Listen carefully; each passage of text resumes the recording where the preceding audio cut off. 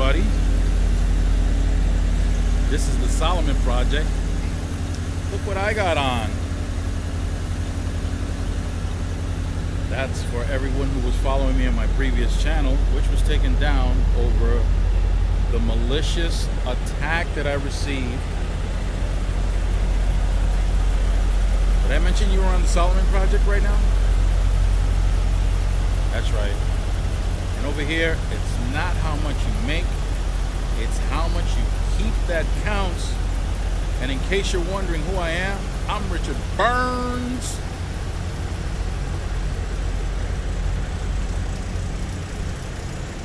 I'm gonna quickly look at a figure here.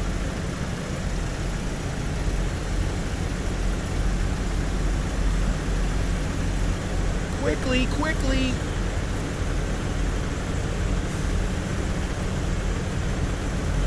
I just want to get my information right. Okay.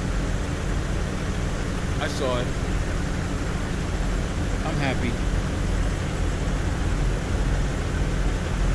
I don't really have anywhere to clip this microphone, so that's why. Now understand something about this channel. My goal is not to become popular. That's not the goal of my channel. I want to reach out to the hood where I was raised, and I want to try to break a chain that's created through marketing and propaganda, which keeps everybody from the hood distracted to the point where they don't focus on their finances. They give up their power easily, willfully, without any regard to their future. And the professor, Tara Helms, you're doing yourself a disservice, by the way, if you're not going to the description below and locating the links for both her channels and subscribing to her channel. You're doing yourself a disservice.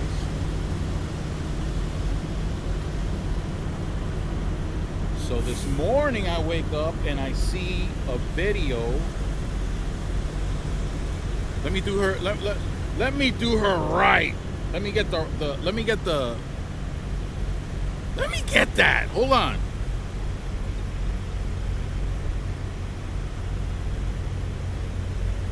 Let me get the name of the title, because I want to make sure once you subscribe, right? Because that's what you're gonna do.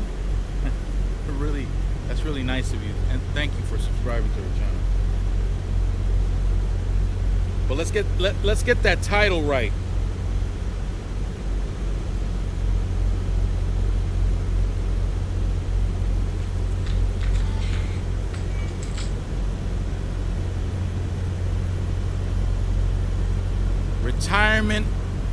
Retirement is an illusion for most people.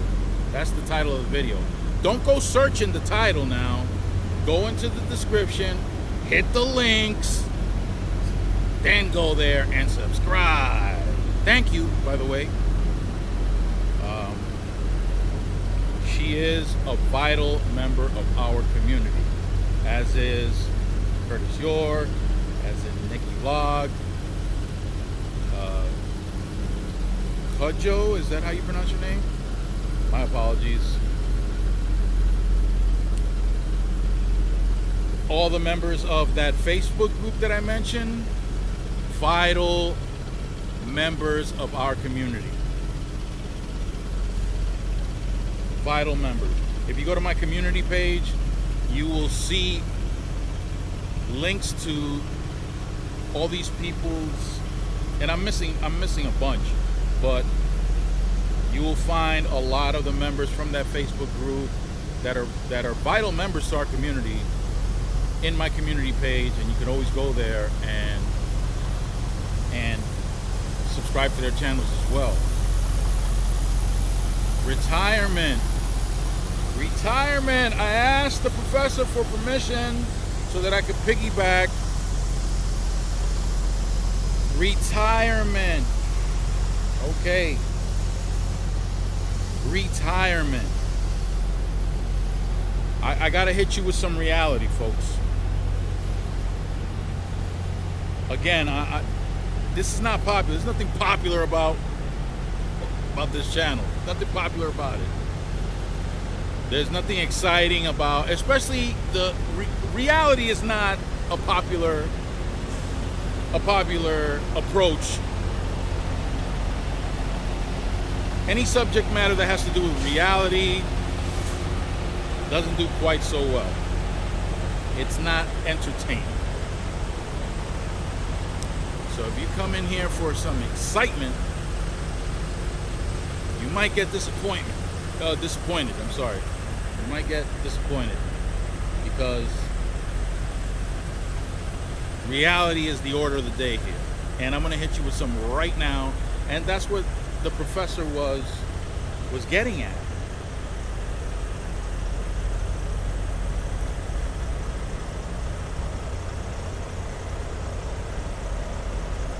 Look, I mentioned already what the obligations are of board members in a corporation that's publicly owned.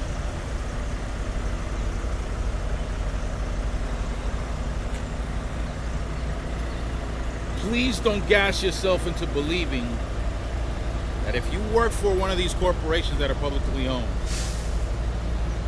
please do not gas yourself into believing that they're looking out for you. I'm going to repeat what I said in a previous video. The board members of a corporation that's publicly owned have a legal obligation to its shareholders, not its employees, its shareholders. Well, if you happen to be a shareholder of that company, well, that's a different story. But your motivation might be a little different.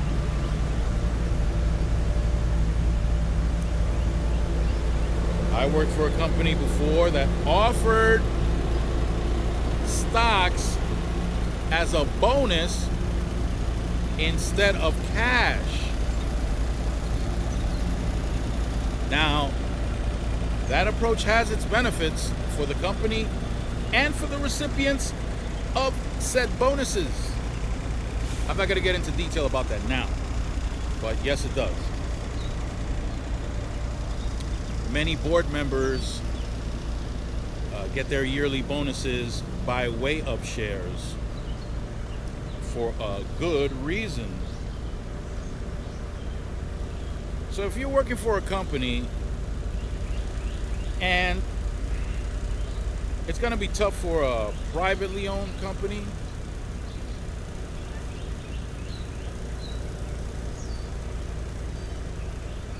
and tough or not, the bottom line is this. Companies are concerned about their bottom line. You are not the bottom line. You work to generate for the bottom line, but you are not the bottom line. Your retirement is your responsibility. As far as companies are concerned here in the United States, your retirement, yeah, there was a time when there were pensions and all that. That's gone. That's gone. Now it was replaced, not now, but it was replaced by the 401k. Guys, 401, not 401. O's a letter. 40. Man, if my junior high school math teacher heard me saying 401 instead of 401, that dude would have launched an eraser at me. He didn't like that. 401k, y'all.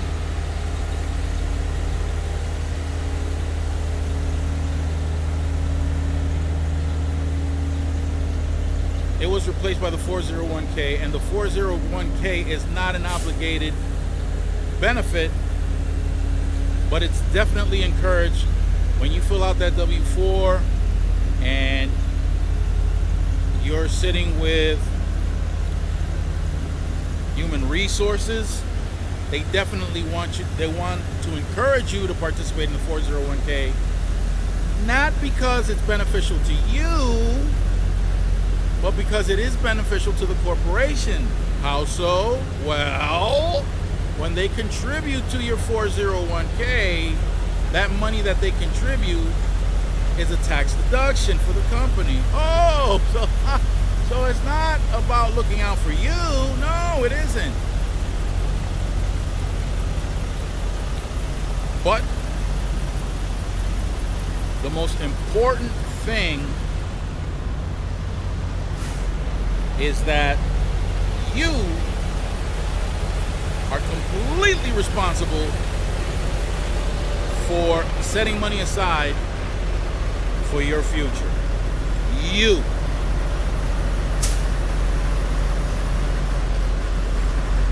So expecting a corporation or a company to look out for your future is not a good strategy. That is not a good strategy for your future. Now, I want to give you an example of why it's important for you to look out for your financial future. Let's take the example of someone who is under the illusion that buying a house means they own the house. You do not own the house. What you did, if you were like most people, holy smokes, look at this thing. What you did, I'm gonna tell you what you did after you see this. Look at this thing right here, man. This thing got creamy crushed. Y'all see that right there? Ooh, look at the damage on that. Yeah, the insurance is gonna have a field day with that. Damaged cargo, damaged trailer, damaged equipment. Yeah, the insurance is gonna have a field day on that. That's gonna increase the cost of operation for that trucking company. But I digress. Wow, I sound important by using that term, I digress. Wow, like I have an education, I digress. Here we go. The illusion that you own the house. What you actually did was, if you're like most people, you put down a deposit and you acquired a loan for the house.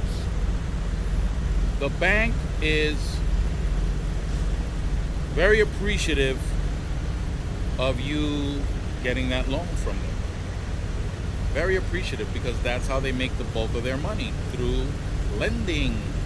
Also, lending you the value of that home also increase the amount of dollars that are circulated throughout the world. Yes, banks create money. I know people are always with the Fed and their printer and brrr and all that other stuff. No, it's banks. Banks create new money through lending. So you help create more dollars that will circulate throughout the world. Thank you. So the bank is appreciative. Many institutions around the world are thankful to you for allowing the bank to create more money.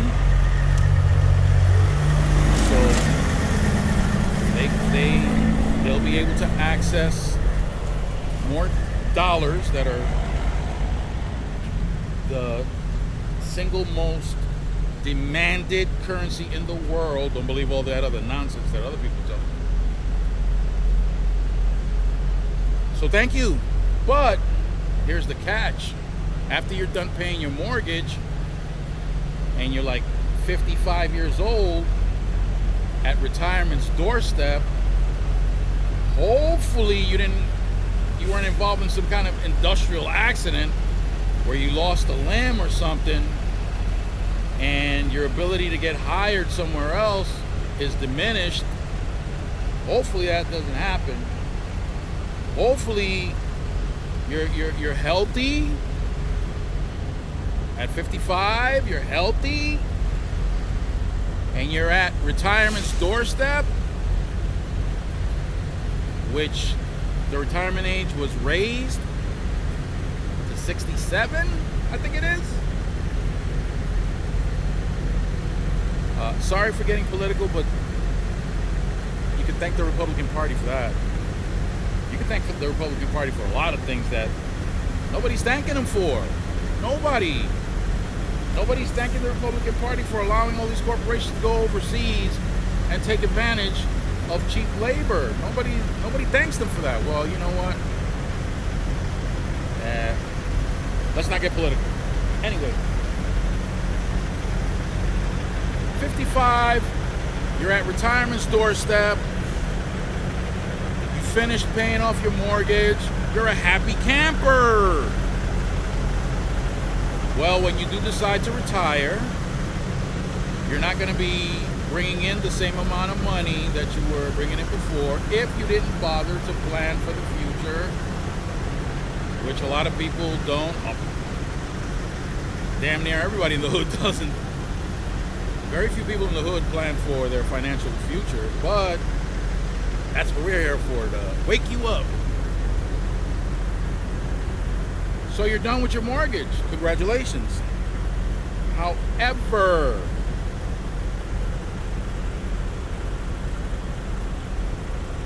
economic crisis, they occur in cycles. Cycles, what does that mean, cycles? That means that it occurs every so often. And if you're old enough, you remember the crisis in 2008, 2009. You remember that? Well, there have been crises before that. Crises. What's the actual word? There you go. I'm not as educated as I thought I was. Or that you thought I was. No. How about the Great Depression? How about before the Great Depression? There were depressions before that. So yes, economic crises? Somebody help me with that. I'm not going to look it up right now. But they occur every so often. In a person's lifetime, assuming that they live up to 65 years of age, they'll probably experience maybe, I don't know, maybe 8 recessions, maybe. Comment down below if you know how many recessions somebody will live through in 65 years of their life. What is something to consider, because you're at retirement's doorstep and you reach retirement and your mortgage is paid. Well, so what? Because there's something called taxes. If you're unable to pay your taxes because of a financial crisis, because of a medical crisis, guess what's going to happen to the house that you worked so hard to pay off? Did you guess? Let me help you.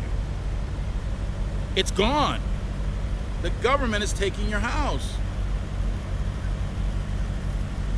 What about after you pay your home and something like, what's that called? I forget the name. But the situation where the government needs your property and they offer you a certain amount, not necessarily the value of the home, and it gets taken from you. The government takes it because they have a better purpose for your property than what you're using it for. Yeah, a place to live. Wow, I forget the term. I used to use it so often. Hey, Professor, if you're watching, go ahead, throw the name. Or anybody who's involved in real estate, Curtis, throw the name.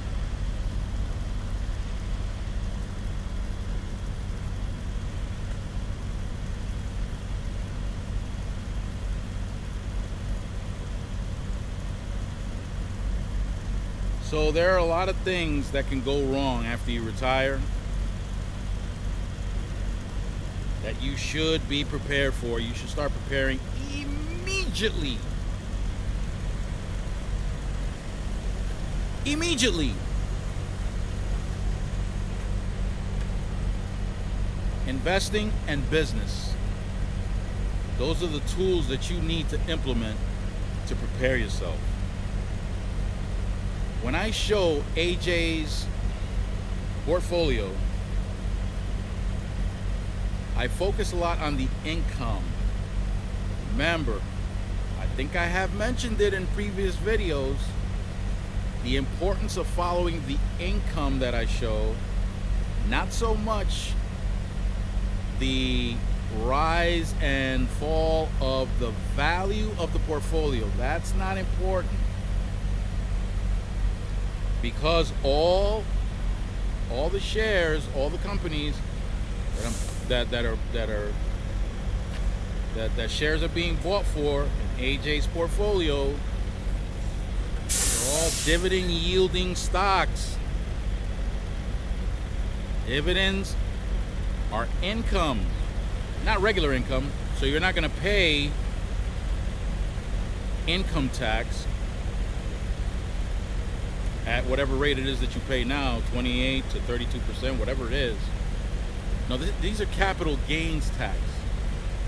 AJ will be paying somewhere around 15% for that income, as opposed to 27, 28%. I'm not a CPA, so go ahead and confirm what I'm saying with a CPA, a qualified CPA, not just any CPA, because there are a lot of CPAs that don't work with dividend yielding stocks and things associated with the stock market. So get yourself a CPA that's knowledgeable on the subject matter. It's at the tip of my tongue, the expression. Oh Lord, it's at the tip of my tongue. I can't remember it right now.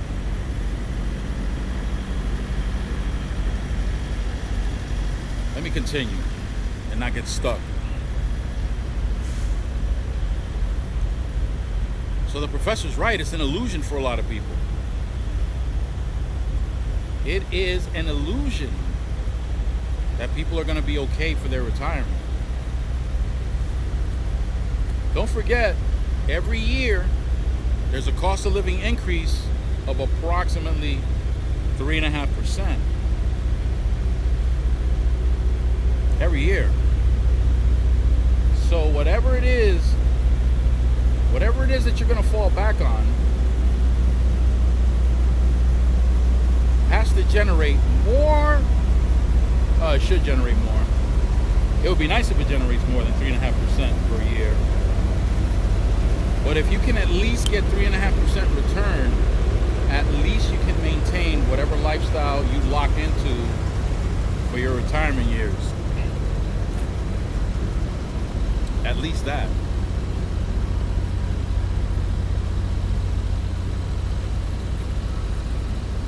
Oh my goodness, it's there, man. I just can't get it out. Professor, come on over. Jump through the screen. Slap me in the back, maybe it'll come out.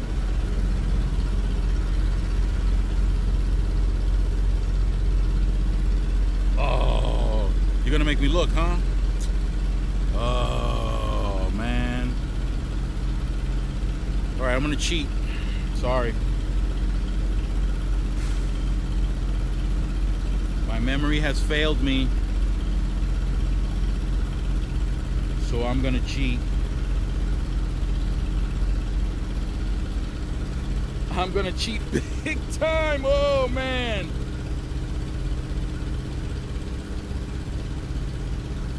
Yeah. Yeah.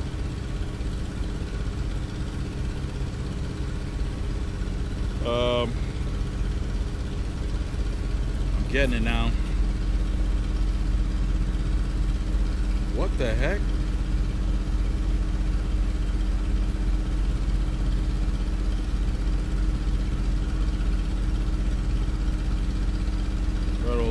procedures the government can.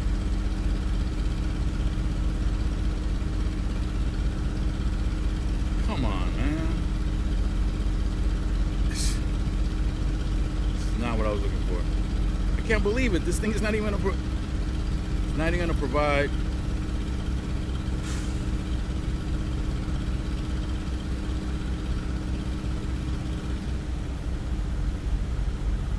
I got it. Wait, listen, if you participated and put the information in the comments before I got the information, before I got the information, eminent domain. Yeah, eminent domain. So if the government decides to take your property and give you, so they're going to give you whatever value it is that they think your property is worth. I don't know what that means. In fact, the person who's having their property taken by eminent domain doesn't know what that means either. That's another thing you got to take into consideration. Your property.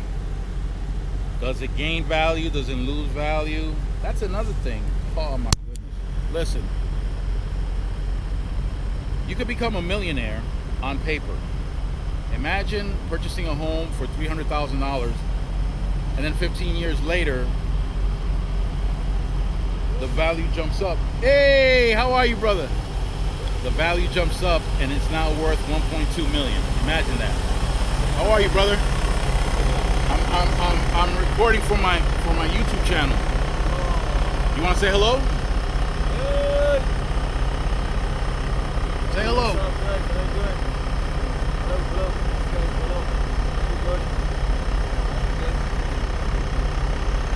Good. There it is. Showing me love. Thank you, my brother. A fellow truck driver showing me love. Now he's gonna become famous. Famous? Wait a minute. That's not what we're doing this. We ain't doing this for fame or fortune, but we want others from the hood to acquire a fortune. Absolutely. So going back to that example, you purchase a home, 15 years later, it's about $300,000. 50 years later, 15 years later, it's worth $1.2 million. So, yes, you're a millionaire on paper because of all the equity that's in your in the payment of your mortgage. Got tons of equity. Plus the value of the property went up along with the equity that you have, and it equals 1.2 million between the equity and the value of the house. Yeah, you're a millionaire on paper, but you still got to live paycheck to paycheck. So imagine that. Under those circumstances, you still need to invest to secure your future. How you like them apples? What? You want oranges instead? Well, go get oranges.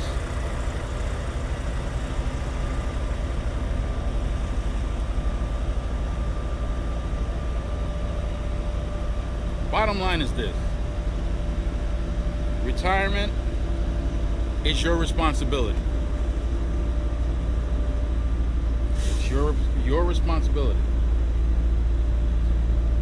Don't think for 1 second that a corporation is going to assume responsibility for your financial future. I just told you, the 401k that's offered, it's for the company's benefit. You just so happen to be benefiting along with them, but that's not the main reason. Remember, they had that responsibility of generating income for your retirement future through,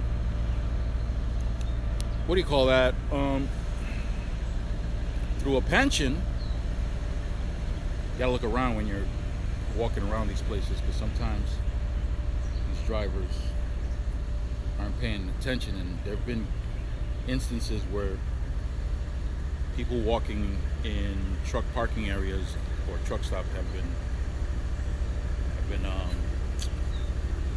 run over. Yes, it's your responsibility. You got to handle that business. You got to join AJ. AJ is preparing his future. It doesn't look like much now, but it's got a snowball effect. As he purchases more shares, the income part that I show you, it gets bigger. As a matter of fact, right now, the last time you saw it was at 111. It's at 112 now for the year. And it will continue. Every week is going to continue going up. It's going up by $1 a week, maybe $2 a week sometimes. But the moment will come when that $1 a week will become $2 and $3 a week, then $4 and $5 a week, then $10 a week. And that's just with $35 a week set aside. Guys, think about it. Think about it. I'm not under any illusions. I learned the hard way when I was working for a brokerage. Because when you're a broker, you're actually a salesperson. I was a glorified telemarketer, to be honest. Because they would give me a list of I don't know how many different people they wanted me to call and try to convince them to come over to our brokerage firm. So basically I was a glorified telemarketer. Let's call it that. Sales. It's all about sales. Now, in training or orientation, it was made crystal clear to us that the rate of rejection was 98%. And if rejection is something you have a difficult time with, that's definitely not the career that you want to pursue. It's starting to rain a little harder. I don't want the equipment to get wet. Hang on one second. I want to make sure that Kitty doesn't get wet either. So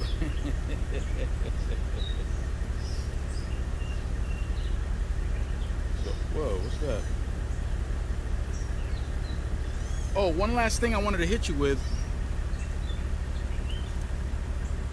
The average salary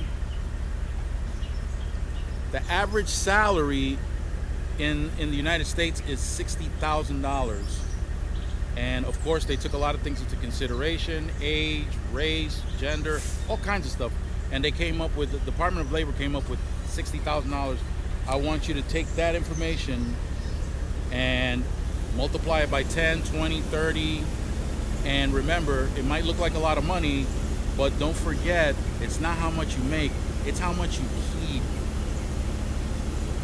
And after you figure that all out, yeah, it's gonna look like a big number, but what's just as big is the amount of money we spend on a bunch of stuff.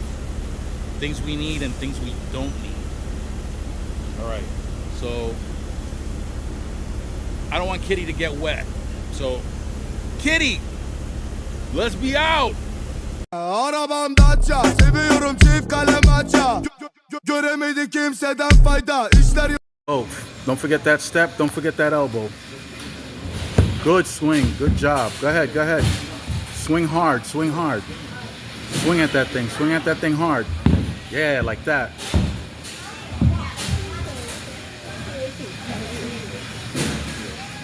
Yep, I think that's it.